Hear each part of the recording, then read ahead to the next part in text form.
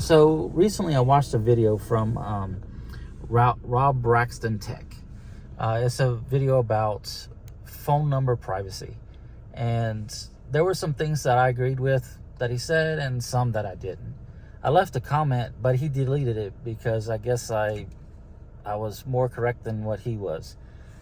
So I do watch his videos, and I don't know, it usually sparks an interest, and I usually don't follow his advice, kind of thing. But one of the things that he said in the video was that all of your apps use your contact list to track you as far as what you do and who you communicate with. If you want to, there's a setting on your phone to where that app can't use your contact list. And in fact, when Facebook asks you for your phone number, it's going to track you anyway using your phone number. So, you really can't get around it. But you, like the apps, you can say, hey, don't look at my contact list. There's always that option. So that was one of the things. The other things is that he was kind of trying to push for everybody to have like cell phones as like their primary and secondary and phone numbers. And it's like, hold on, no, that's not really what you want to do, especially since your cell phone really can't screen calls like the way a PBX can, like a corporate style phone system.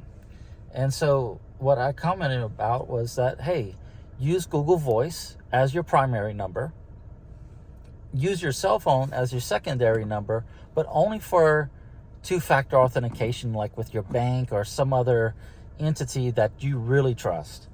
And then for your, like if you need a third phone number for like temporary use, like if you're doing a Craigslist or Facebook Marketplace transaction, or going out on a hot date with somebody and you need to arrange for the meetup, get a number like on Hushed or another service.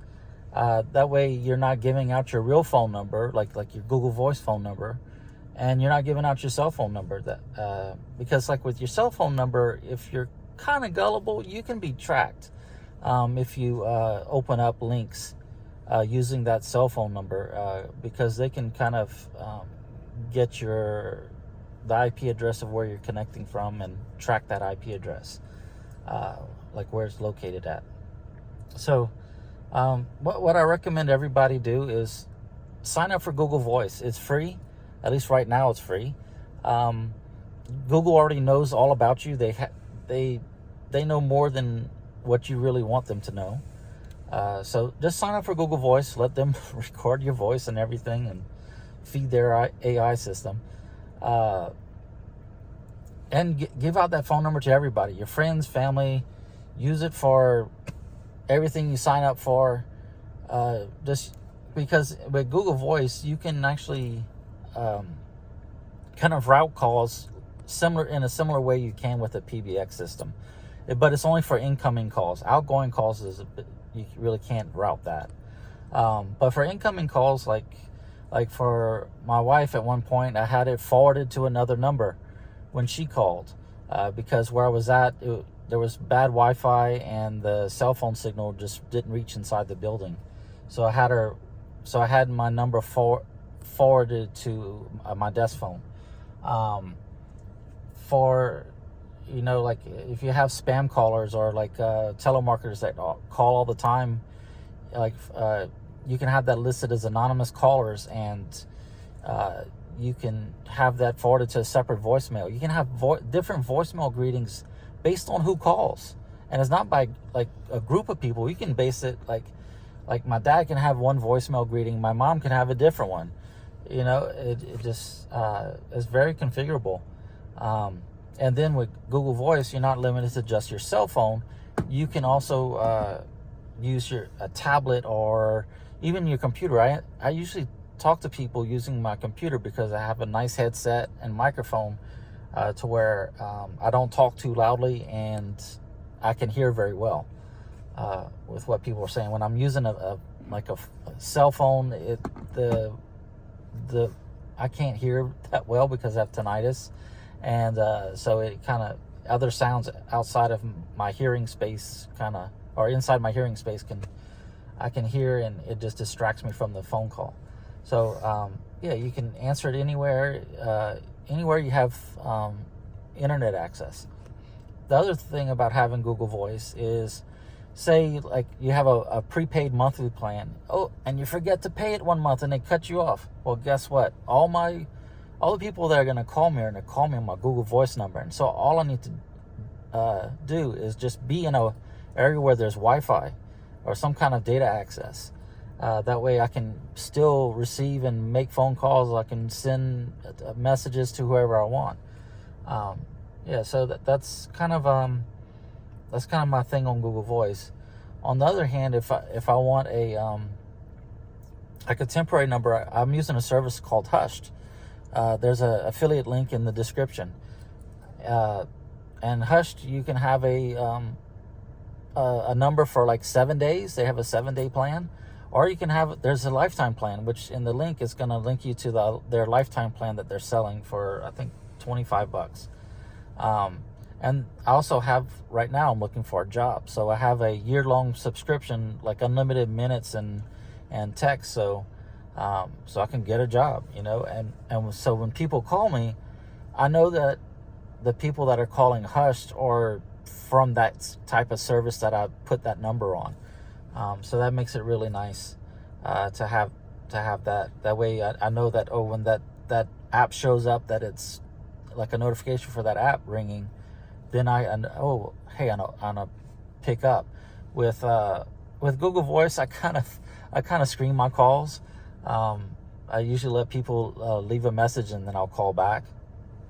And then I know that if somebody calls my phone number, it's most likely as just a scam call. They're just going through like a list of numbers, because I really don't use that number at all. In fact, like for my regular phone number, I don't know it by heart. I have to look it up each time, because I only use it for like a two-factor authentication with like my bank or like Viber, like a messaging service, because they require a true cell phone. Yeah, so and it's good to kind of keep your number private, especially like if you're kind of gullible and click on links all the time or open pictures. There are some things that you need to be aware of. Like when you click on a link, they may be attaching that, especially if it's like a truncated URL, like from TinyURL or wherever, Bitly. They could put a tracker. They can use that short link as a tracker to track what IP address you have that you're connecting through, to where they know where you're at, because you can track IP addresses to geographic regions. So just and that would go, either if you're using Google Voice or whatever, because you're using that data connection. And then like if you were using your cell phone, like the issue with using your true cell phone number is that government agencies can track where you're at pretty easily, because they know what radio tower you're connected to. So if you don't hand out your cell phone number to anyone, then you're pretty safe from that, because if they're trying to track your Google Voice number, it's only through IP that they'll be able to track. And Google, when they release any kind of records request, they submit it hard copy. They're going to submit a stack of paper, hard copy. They're not going to let the government just easily search through what they are requesting, because they don't like the requests, at least from what I heard when I worked there. So just be careful handing out your phone number. Make sure that you keep your true cell phone number private. In fact, I don't even know mine. I just use my cell phone for a data connection anyways. And if you need a temporary number, look up Hushed. I like them. But there's other services that can do this, like Vonage, Skype, 8x8. The list goes on. There's plenty of apps on your phone that can give you a secondary phone number if you want. So just do that. But I would not have use my cell phone number as my primary number. Use something that's on the internet to where you can access it from multiple devices. And if you do lose your data connection, go find another one somewhere and use that to make your phone calls or send messages. So what Brax Tech was kind of trying to sell was he was starting up his own voice over IP service, and so he was saying it was a unique and that he's not collecting any kind of know your customer or KYC data. And so I kind of called him out on that. I'm like, look, I didn't have to give out really any identification to Hushed when I signed up, but that's in that message he deleted. But yeah, there's other services that make his not unique.